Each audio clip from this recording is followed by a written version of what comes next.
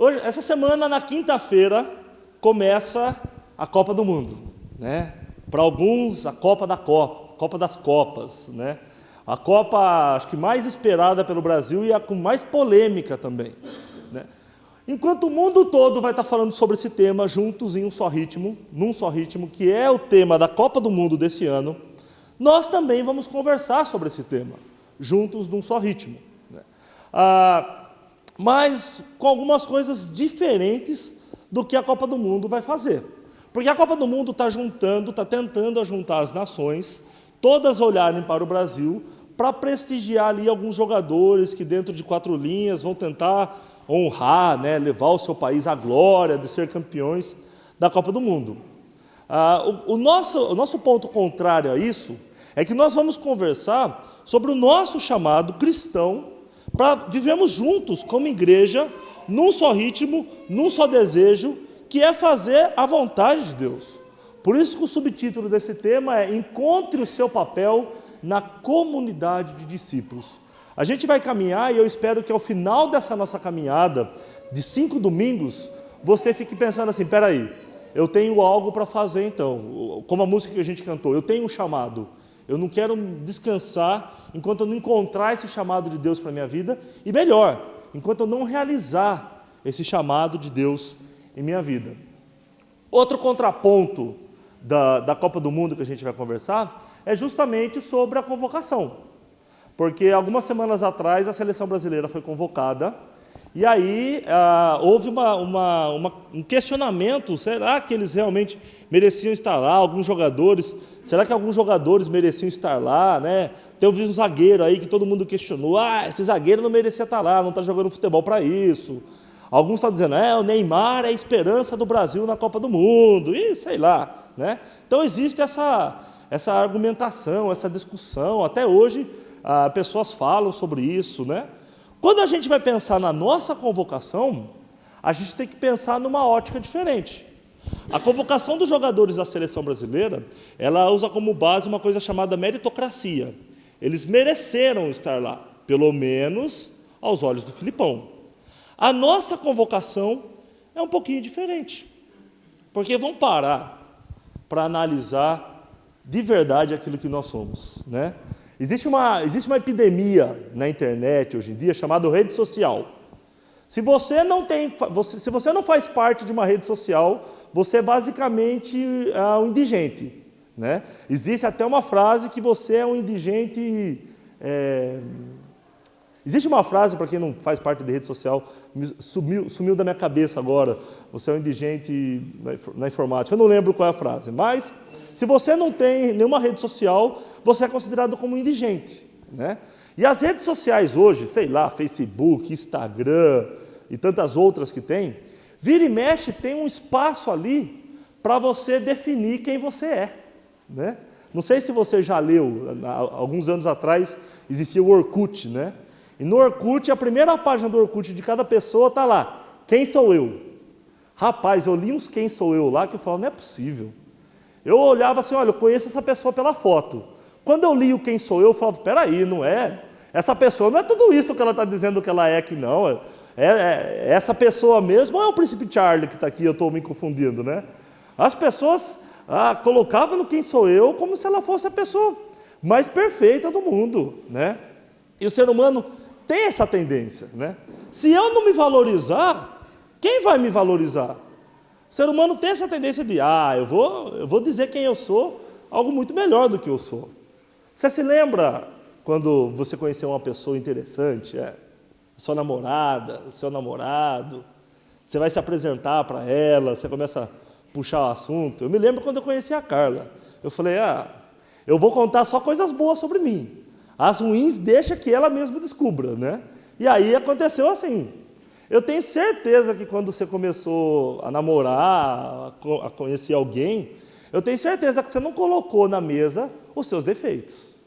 Eu, pelo menos, não fiz isso. Eu só falava coisas boas de mim. Se a Carla namorasse com aquilo que eu falo que eu sou, ela seria a mulher mais sortuda do mundo, porque quando eu vou me diagnosticar, nossa, eu sou o marido ideal para minha esposa.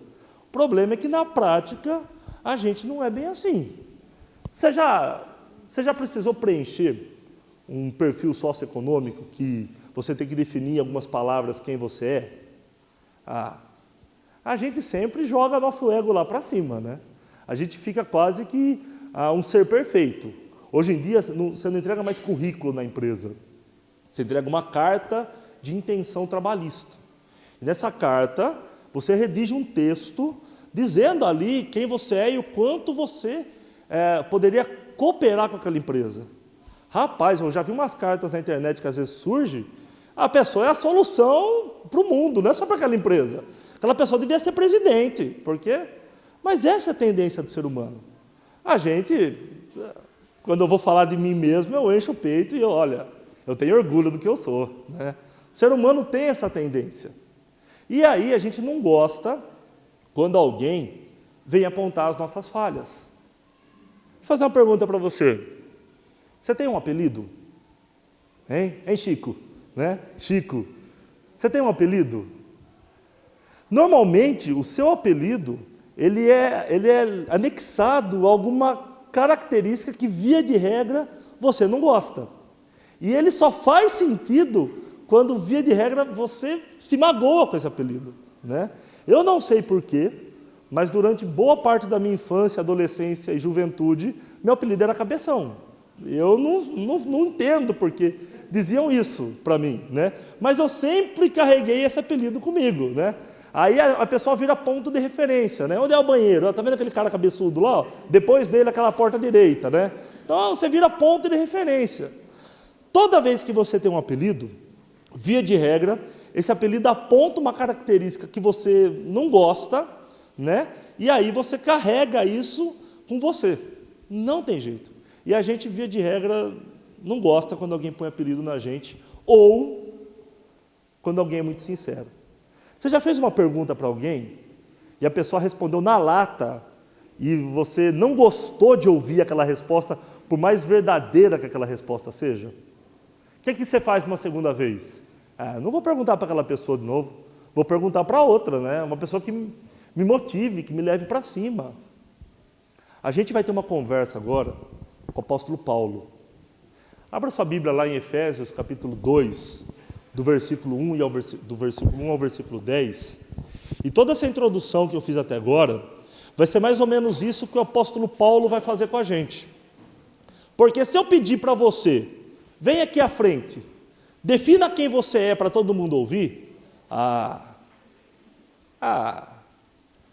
gente vai ser a melhor pessoa do mundo, né? O problema é que quando o apóstolo Paulo vai definir quem nós somos, ele acaba com a gente. A igreja de Éfeso era uma igreja muito rara. Quando o apóstolo Paulo olhou para a igreja de Éfeso, ele falou, olha, eu não estou vendo em vocês graves problemas. Vocês têm sido uma igreja que se destaca na fé, vocês têm sido uma igreja que se destaca nos princípios cristãos, vocês têm sido uma igreja, olha, muito boa para a época, uma igreja que a gente deveria sentir inveja hoje em dia, digamos assim. Aí o apóstolo Paulo fala assim, pois então, já que vocês têm se destacado, eu vou passar para vocês alguns princípios mais profundos do cristianismo. Já que vocês já aprenderam o raso, a gente vai se aprofundar então. Eu quero mostrar para vocês algumas verdades. Em outros textos, o apóstolo Paulo fala alguns segredos do cristianismo.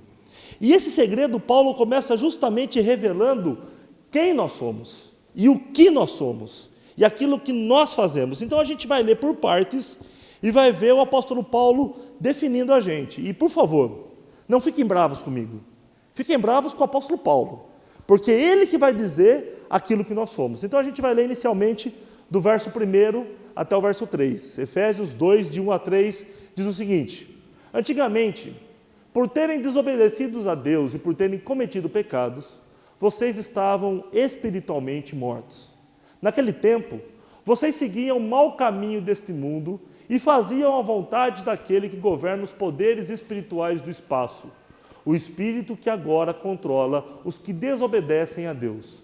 De fato, todos nós éramos como eles e vivíamos de acordo com a nossa natureza humana, fazendo o que o nosso corpo e a nossa mente queriam. Assim, porque somos seres humanos como os outros, nós também estávamos destinados a sofrer o castigo de Deus. Olha como o apóstolo Paulo ele é pesado nas palavras aqui.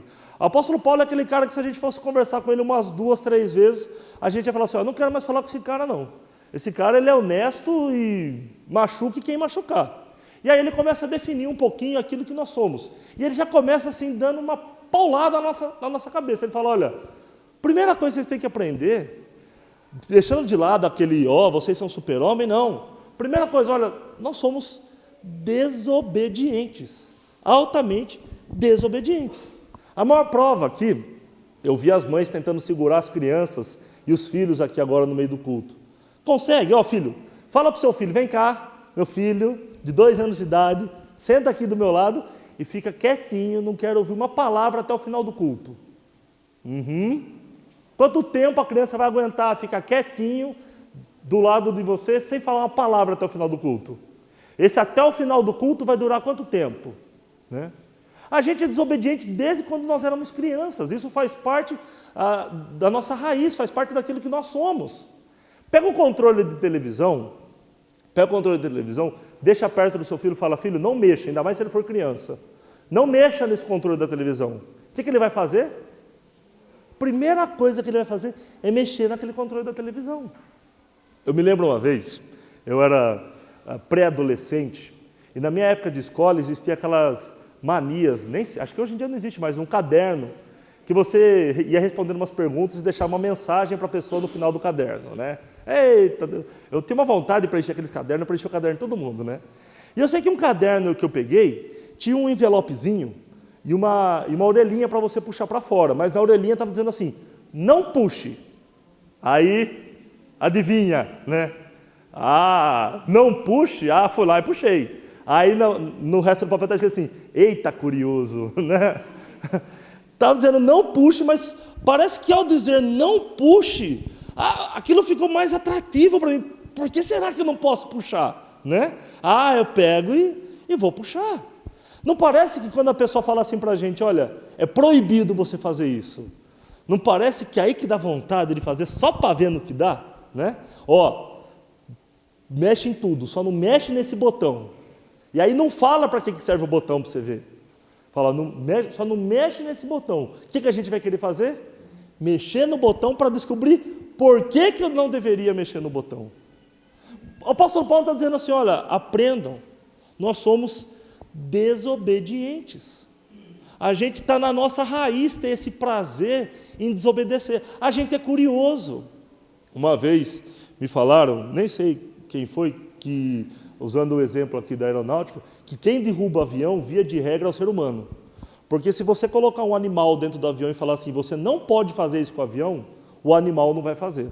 Só que se você colocar para o ser humano, você não pode fazer isso com o avião, o ser humano vai perguntar, por que será que eu não posso? Deixa eu fazer para ver. Aí o que acontece?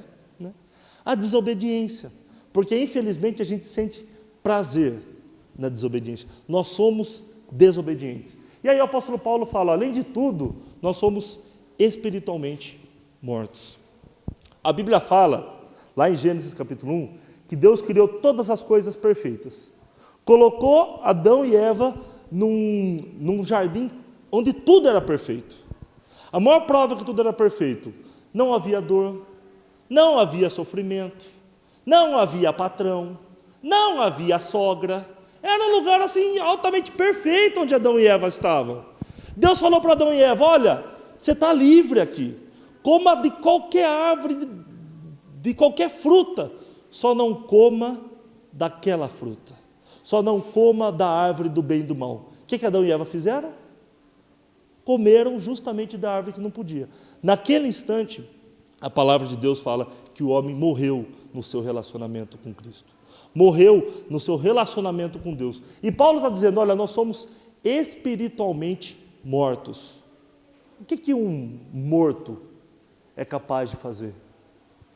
Se você chegar para mim assim, essa semana e falar assim, pastor, tem um homem que tinha morrido, ele voltou à vida, passou lá em casa essa semana. Eu vou trazer ele aqui para o senhor orar por ele. Eu falo, não traz aqui não, que se o cara estava morto, eu não quero saber. Morreu, já era, né? Não tem jeito.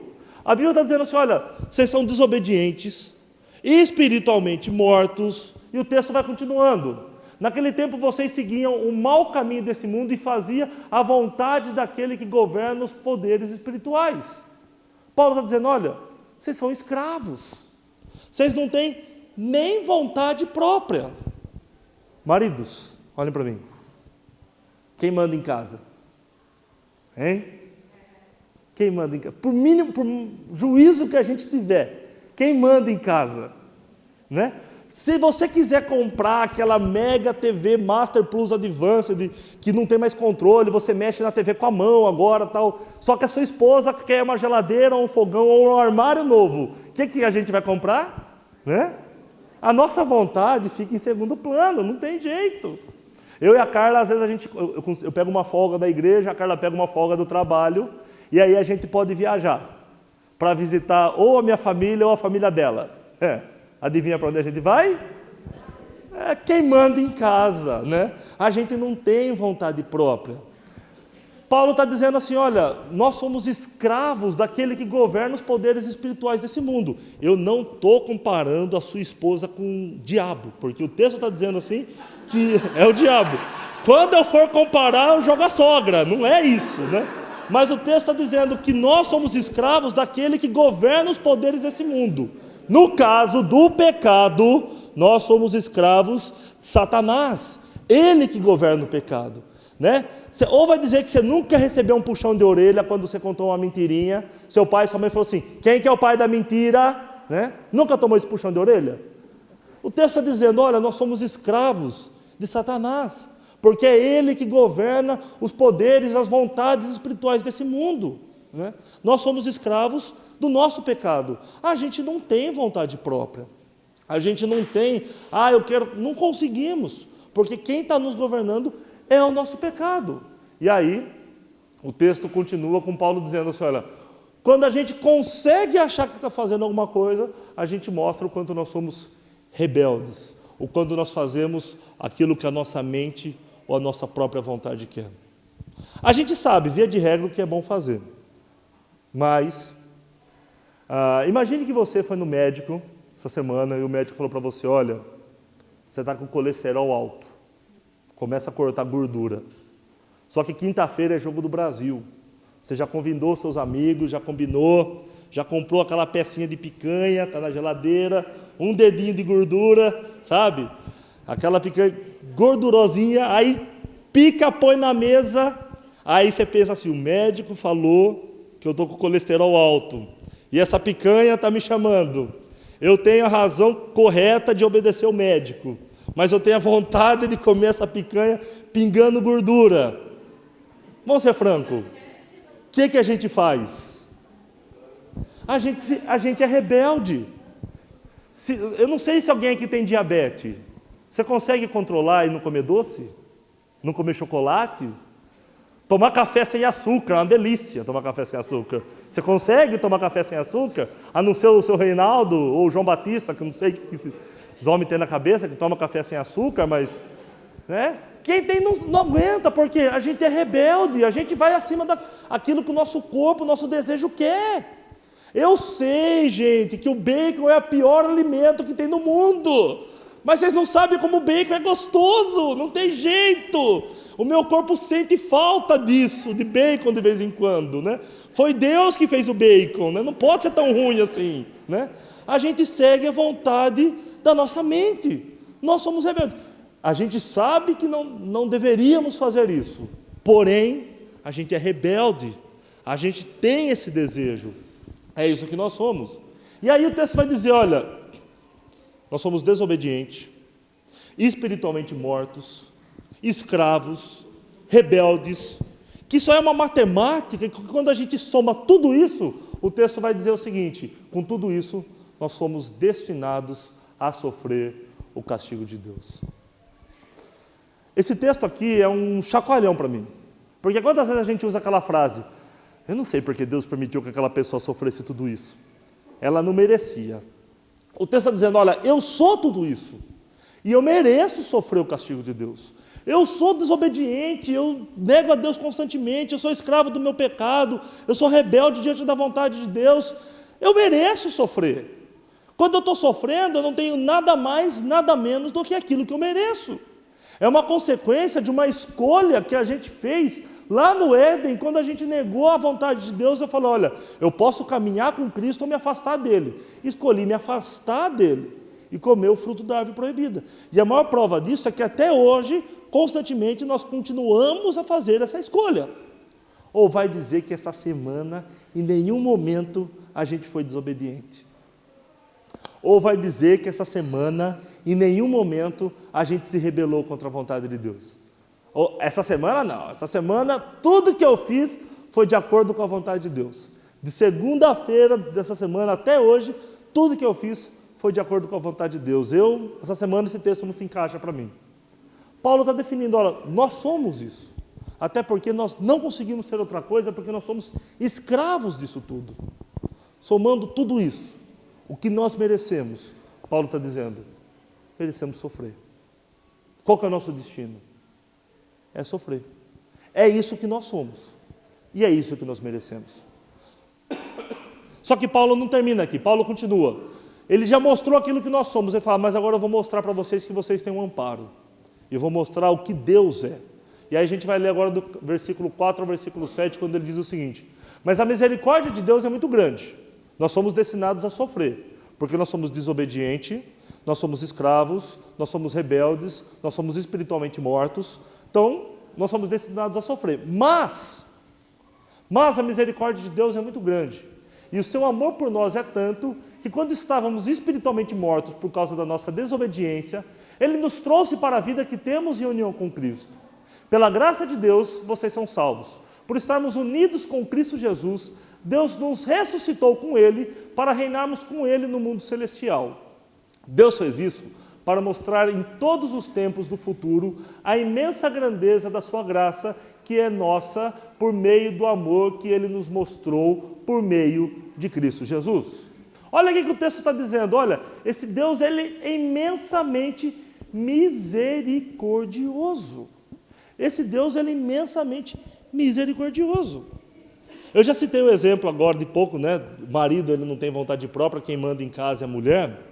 Mas você quer ver outro exemplo de misericórdia de Deus em nossas vidas? Olha para o seu lado, se você estiver com a sua esposa, olha para a sua esposa. Isso mostra a misericórdia de Deus na sua vida. Tem um cara que ele fala assim, Deus fez o homem quando? No sexto dia. Ele já estava cansado. Aí ele fez aquela lama, juntou, soprou o nariz e falou, pronto, vai colocar nome nos animais, vai cumprir sua função. Depois de um tempo ele olha e fala assim, não é bom que o homem esteja sozinho. Aí ele pega e fala, deixa eu fazer alguém para ele. Tira a costela do homem e fala, dorme um pouquinho aí. Aí ele olha para o homem, caroço no pescoço aqui? Não, tira, faz a mulher sem isso, né? O homem é muito feio aqui na frente, né? Vamos melhorar, vamos colocar um enchimentozinho aqui na frente. Outras coisas. E aí Deus pegou, fez a mulher e colocou do lado do homem e falou, olha, completa esse homem, porque ele não é nada sozinho. Isso mostra a misericórdia de Deus e o cuidado de Deus nas nossas vidas. O texto está dizendo, olha, enquanto nós somos tudo aquilo de negativo, esse Deus é grandemente misericordioso. E aí o texto continua, esse Deus, ele é amoroso. Sabe o que eu fico chateado de ouvir? Aquela frase, parece que Deus não me ama mais. Sabe essas pessoas, olha aqui, que vira e mexe e diz essa frase, Deus não me ama mais, parece que Deus se esqueceu de mim. Eu sou esse cara. Acontece uma coisinha, a Bíblia fala, esse Deus, ele é amor. 1 João, capítulo 4, versículo 7, versículo 8, aí existe uma exortação dizendo que a gente deve amar uns aos outros, porque quem ama é nascido de Deus e conhece a Deus. Quem não ama, não conhece a Deus, porque Deus é amor. O texto vai dizendo, olha, vocês são tudo isso de ruim. Vocês são, assim, um zero à esquerda. Mas Deus, ele é grandemente misericordioso. Deus, ele é amoroso. E Paulo ainda dá uma última característica para Deus, dizendo, ele é gracioso. É grandemente gracioso. A gente às vezes tem dificuldade de entender o que é graça de Deus em nossas vidas. Você já ganhou, sei lá, Ontem, no encontro de casais, teve gente que ganhou algumas premiações. A gente sorteou ali um shampoo, sorteou manicure, sorteou escova, sorteou hidratação.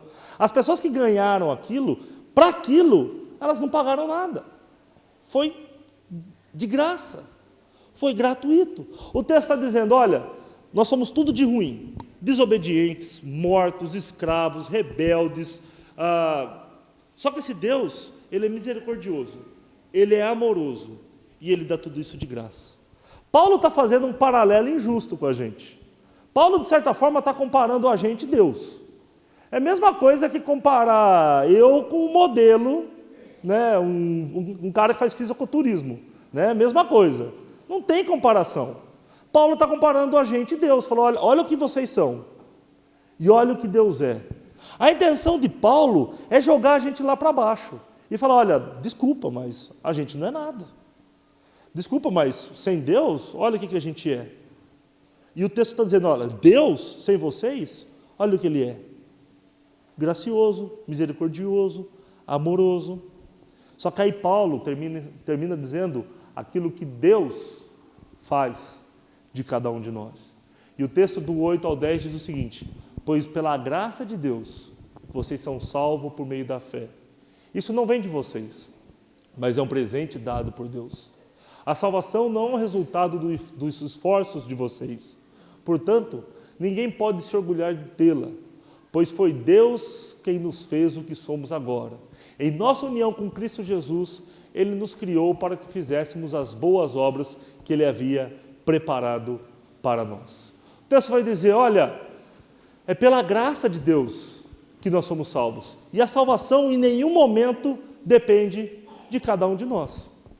Você se lembra quando você começou a namorar? Eu duvido que se você fosse se apresentar para alguém hoje e você dissesse para alguém, olha, eu queria dizer para você, assim, sabe, até com certo orgulho, eu sou um cara desobediente, eu sou morto por dentro, eu sou rebelde, sabe, eu sou escravo, e eu queria dizer para você, se você casar comigo, o meu futuro é um fracasso, né? Eu duvido que alguém casaria com a gente. Se eu chegasse para a Carla e falar, qual que é o sonho de toda mulher? Casa, comida, roupa lavada e $500 mil por mês.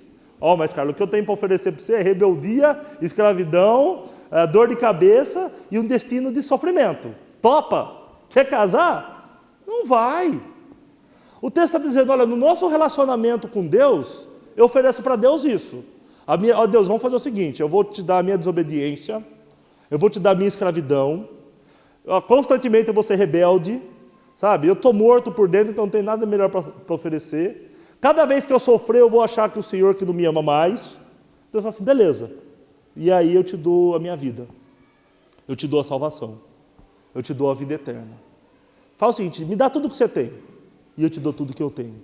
Aí o texto vai dizendo, olha, essa salvação é de forma gratuita. Chega para sua esposa hoje e fala, tem uma proposta para o ano que vem, amor. Né? Segundo semestre aí, ó. Aí essa esposa já começa a pensar, será que ele vai me levar para aquela viagem que eu quero, né? Ilhas do Caribe, né? Não, nada disso não. Eu vou mostrar para você esse segundo semestre quem eu sou de verdade. Será que ela teria paciência de aguentar os 6 meses? O texto está dizendo que Deus nos conhece. Ele olhou para cada um de nós e falou, olha, vocês são tudo isso. Mesmo assim, eu vou dar salvação de forma gratuita. E o texto continua, né? E aí Deus fez de cada um de nós seres livres. O texto dizia no começo, olha, nós somos escravos. Mas o texto de João fala assim, que quando a gente conhece a verdade, essa verdade nos liberta. A gente era escravo, Deus pegou a gente e falou, olha, vocês não vão me dar nada em troca. O que eu vou dar para vocês é de forma gratuita. E o que eu vou dar para vocês é o quê? A liberdade. E aí o que a gente faz com essa liberdade? O que a gente faz quando nós somos libertos? O texto encerra dizendo assim, olha, nós somos libertos para que fizéssemos as boas obras que Cristo destinou a cada um de nós. Quando você olha para a seleção brasileira, você talvez comece a questionar, será que aquele cara merecia estar lá? Eu não sei se o futebol dele é equivalente para estar jogando lá na ponta direita, na ponta esquerda, nem tem mais ponta direita, né? Na meia direita, meia esquerda, centroavante, eu não sei. Talvez sim, talvez não, o goleiro escolheria outro tal. Você pode ter seus questionamentos, mas quando a gente olha para as nossas vidas, olha para as nossas qualidades, a conclusão que a gente tem que chegar é que nós não merecíamos estar aqui. A conclusão que a gente tem que chegar é que nós não merecíamos a presença de Deus. Porque, segundo Paulo, aquilo que nós somos, a começar em mim, é desobediência, rebeldia, morte, escravidão, destinado ao sofrimento. O que Deus é? Misericordioso, amoroso, gracioso. E o que Ele faz de nós? Seres livres, que podemos sonhar. E, acima de tudo, fazermos a vontade dEle. Você com seu filho na sua casa, você já deu essa bronca no seu filho? Quando você pega, você investe nos estudos do seu filho está estudando, seu filho só estuda, você fala para ele, olha, você não precisa trabalhar, eu estou fornecendo a oportunidade de você estudar. Seu filho chega em casa, mostra o boletim da escola e no boletim da escola tem uma nota vermelha. O que você fala para o seu filho? Poxa, você só estuda, não faz nada além disso, só estuda. Eu sei disso porque eu já ouvi várias vezes essa bronca em casa, sabe? Você só estuda e me traz um boletim desse, você podia ter coisa melhor. Deus está falando assim para a gente, olha, vocês agora são livres, vocês não fizeram nada para isso, vocês agora são livres, vocês podiam pelo menos fazer as boas obras que eu destinei vocês a fazerem, porque por vocês mesmos continuariam rebeldes, presos e mortos, mas em Cristo nos deu vida, liberdade e salvação, para a gente cumprir a nossa vontade e para a gente fazer boas obras. Eu quero que a gente saia daqui hoje tendo a certeza que nós fomos convocados, que você foi convocado a fazer parte do corpo de Cristo. Não porque o seu futebol é o melhor de todos, não porque o nosso caráter é o melhor de todos, ou não porque aquilo que nós somos é o melhor de todos, mas porque Cristo foi em cada um de nós. E Ele nos chama não para ficarmos parados, mas Ele nos chama para fazermos boas obras. Que a gente saia daqui hoje pensando, olha, eu não merecia, não tenho mérito nenhum nisso, foi Cristo que fez por mim. Aí lança uma pergunta para cada um de nós, o que nós podemos fazer por Ele? O texto está dizendo, nós somos eleitos, convocados e chamados para fazer as boas obras. Por mim mesmo, o que encontra em mim? Desobediência, rebeldia, escravidão e um destino de sofrimento. O que eu encontro em Deus? Amor, misericórdia, esperança, liberdade para cumprir o chamado dele em minha vida. Que a gente saia daqui hoje entendendo que não foi por mérito que nós somos convocados, mas porque Cristo nos ama. Não foi por mérito porque eu sou alguma coisa, mas é porque Deus é em mim e é em você. Que a gente saia daqui sabendo que me perdoa, mas nós não somos nada, mas que Deus pode ser tudo em cada um de nós. Feche seus olhos, abaixe sua cabeça. Eu quero orar nesse instante pelas nossas vidas, pedindo assim que Deus nos abençoe, pedindo que Ele cuide de cada um de nós. Pai, obrigado, Senhor. Obrigado porque quando a gente olha para a Tua palavra, nós vemos que não é A, não é B, não é atitude nossa, não é atitude de outro, mas é do Senhor para cada um de nós. Nos restaurando, é do Senhor a cada um de nós, nos fazendo novo, Pai. Porque em nós mesmos não há nada de bom, mas há do Senhor em cada um de nós e nas nossas vidas, ó Pai. Que a gente se sinta, no mínimo, constrangido com essa mensagem de hoje e saia daqui predisposto a fazer as boas obras que o Senhor destinou a cada um de nós, ó Pai. Essa é a nossa oração. Nós a fazemos em nome de Jesus. Amém, Senhor.